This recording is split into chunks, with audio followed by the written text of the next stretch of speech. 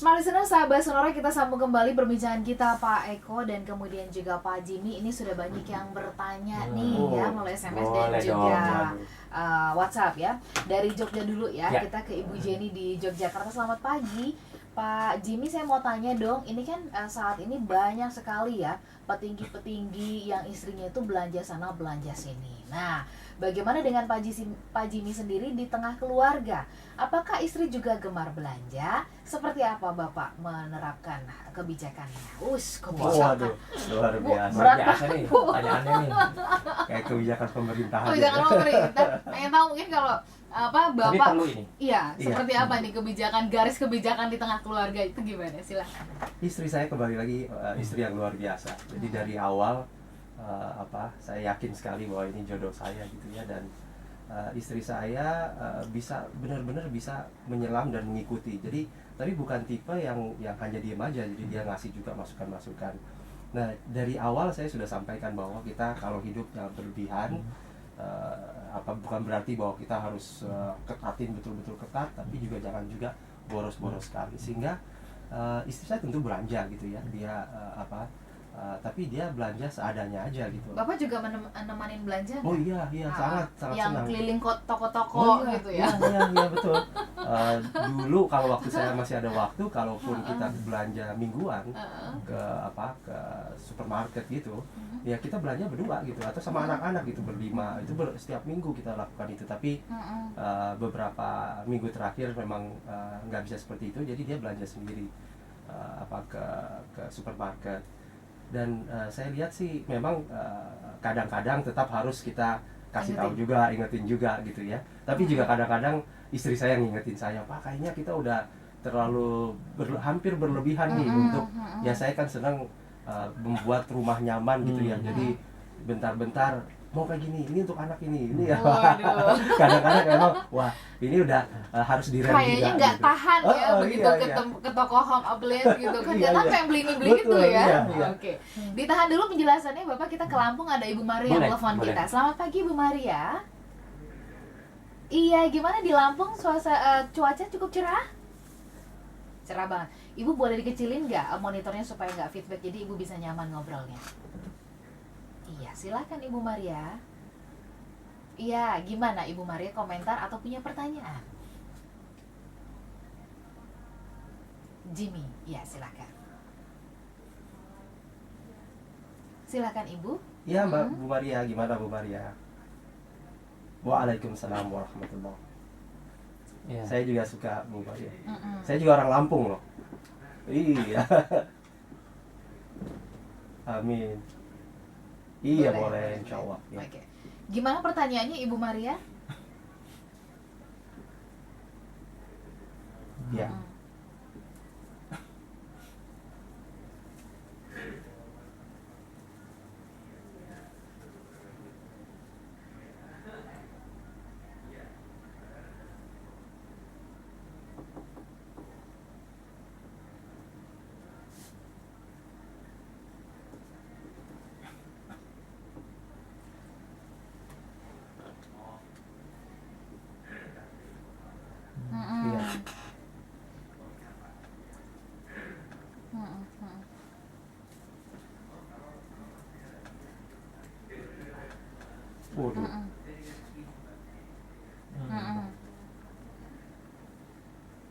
Wah, luar biasa. Iya.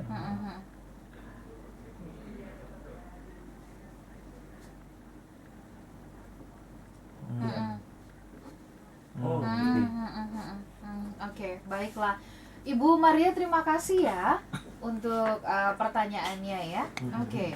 Ini istri yang baik ini, ikut kerja keras luar ini. biasa, ya. Tapi dari Pak Eko sama Pak Jimmy gimana tadi analisanya? Apakah ada tumpang tindih dalam pengelolaan keuangan? Mungkin silakan dikomentari. Kalau saya memang dari dulu agak menghindari hutang. Walaupun hutang itu harus gitu ya, kadang-kadang karena di dalam bisnis itu kan ada leverage supaya kita bisa diberikan. Dan tetapi memang sistem perbankan kita kan masih lebih banyak ke arah konvensional yang yang ada bunganya, dan masih ada kontroversi apakah bunga itu riba atau tidak gitu. Sementara kalau yang syariah pun apakah bisa semuanya kita anggap sebagai syariah gitu. Nah, jadi kalau saya memang dalam melakukan bisnis lebih banyak mengandalkan sendiri atau orang lain tanpa ada bunga gitu. Jadi kerjasama. Jadi waktu saya dirikan perusahaan saya di 2003 itu waktu di awal gitu ya, di awal atau dulu waktu saya 19 tahun saya ke om saya bilang gitu, cerita, saya yakinin, dikasih duit 1 juta. Nah 1 juta itu jadi modal dari Om Fikri itu saya puter, akhirnya bisa jadi puluhan juta gitu ya. Kemudian di 2003 saya membangun usaha lagi. Waktu itu saya berani membangun usaha karena ada orang yang mendukung saya di Pak Darmono, di Rut Jawa BK pada saat itu. Dia bilang, saya dukung, pokoknya kamu jalanin aja perusahaannya sampai jadi perusahaan besar, sehingga nggak mengandalkan utang, sama sekali tidak mengandalkan utang. Memang sebisa mungkin kalau kita berutang punya niat dan berdoa terus untuk bisa bayar gitu. Saya juga misalnya beli rumah waktu itu ya, saya pakai hutang, tapi 15 tahun saya ini kan, alhamdulillah dengan doa, dengan kerja keras, 2 tahun udah kebayar gitu. Jadi kembali. Wow, dari 15 tahun jadi 2 tahun Pak Eko. 2 tahun, karena betul-betul kita merasa bahwa hutang itu harus segera dibayar gitu. Itu aja sih kita. Pokoknya yang lain tuh kita kesampingkan, utang dulu yang kalau bisa kita fokuskan itu dulu. Kalau kita fokus membayar hutang itu nggak perlu. Kalau perlu rumahnya kan tadi ada 2, mobil ada 2 gitu. Kenapa nggak itu aja, fokus itu aja. Terus hutang-hutangnya dulu yang inikan, karena hutang itu kan hubungannya bukan hanya dunia loh, itu dunia dan akhirat gitu. Makanya kalau kita meninggal kan kita harus tanya kan, ada yang punya karena begitu dahsyatnya arti utang itu terhadap kehidupan kita gitu. Jadi kalau itu kembali lagi kan saya juga hanya bisa ngajarin untuk diri saya sendiri dan keluarga saya aja gitu. Untuk Bu Maria silakan itu apakah bisa dijadikan inspirasi, tapi ibu kan punya aset gitu kan. Jadi mudah-mudahan aset itu bisa berguna untuk membayar hutang-hutang itu, kembali lagi membangun bisnis dari awal lagi. Pak Eko, analisanya gimana? Ya, jadi niatnya nih luar biasa ya. Suaminya sebagai dosen, ibunya membantu untuk berbisnis. Tapi memang bisnis itu memerlukan perencanaan, Mbak Ola. Jadi Ibu Maria mungkin harus duduk sejenak ya, kemudian menginventarisir lagi nih. Harus dipisahkan antara bisnis dengan keluarga. Jadi harus punya catatan bisnis dan keluarga itu terpisah. Nah tadi betul yang Pak Jimmy bilang, utang itu boleh ya, tetapi kalau seluruh bisnis dibiayai dengan utang, terus kemudian kita tidak pernah tahu ada risiko-risiko orang belum bayar ya, itu selalu ada batasan di mana kita bisa berhutang. Ya, jadi mungkin tidak bisa misalnya seluruh bisnis itu didanai dengan utang karena risikonya besar.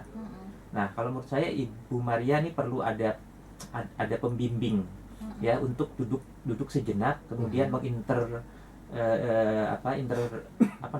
inventaris ya. Sama kayak waktu itu kita juga pernah membahas mengenai coba diinventaris utang-utangnya, piutangnya gitu kan. Dan ada aset ya. Kalau menurut saya aset itu mungkin yang ditempati bisa dipertahankan, tapi yang tidak ditempati mungkin untuk melunasi hutang atau mengurangi hutangnya sehingga tidak terbebani. Mungkin itu sedikit ya. Nanti kalau Bu Maria mau konsultasi lebih lanjut bisa lewat email ya. Smart Financial.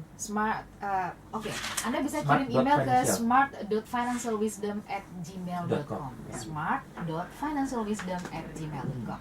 Saya ke Rengas Dengklok, di sana ada ada Pak Akun ya. Sebelum kita break saya bacakan saja. Pak Jimmy, saya Akun setuju sekali dengan yang Pak Jimmy katakan tadi, bahwa kita memang harus dahulukan akhirat daripada dunia. Walaupun saya ini non muslim, tapi saya banyak belajar dari saudara-saudara yang beragama muslim. Terima kasih Pak Akun. Terus kemudian ada Yosia di Makassar. Selamat pagi Pak Eko dan Pak Jimmy, siarannya kami terima dengan jelas. Selamat ulang tahun yang ke-20. Terima kasih Ibu Yosia. Kemudian ada Pak Anwar di Padang. Terima kasih Pak Anwar, setia setiap pagi ya. Lalu kemudian ada Pak Agung juga, ini dari Yogyakarta ya. yang mendengarkan via streaming karena sedang melakukan perjalanan kerja ke Magelang. Wow. Hati-hati di jalan ya, Pak Agung. Ini ya tetap ya luar biasa loh. Mudah-mudahan tetap semangat ya. Tetap semangat ya. Nah, kenapa beliau tetap mendengarkan melalui streaming pagi hari ini? Takut ketinggalan katanya ilmu dari Pak Eko. Aduh, alhamdulillah. Ini Luar suka bikin biasa. printing nih. Suka printing nih gitu ya. Nah, ini yang pertanyaannya menarik dari Ibu Lestari ya di Surabaya. Pak Jimmy dan kemudian Pak Eko, zaman sekarang ini orang serba konsumtif, Ya, ingin memiliki itu gitu ya. Betul. Tetangga punya ini, kita juga pengen ini. Godaannya sangat besar sekali. Bagaimana tipsnya supaya bisa mengelola keuangan pada saat ini dengan gaji saya di keluarga ini hanya 4 juta, suami saya hanya 5 juta. Bagaimana mengelola gaji yang nggak seberapa ini, Pak, supaya kami tidak konsumtif? Nanti boleh di sesi berikutnya ya. Semangat sahabat Sonora, kami kembali sesaat lagi.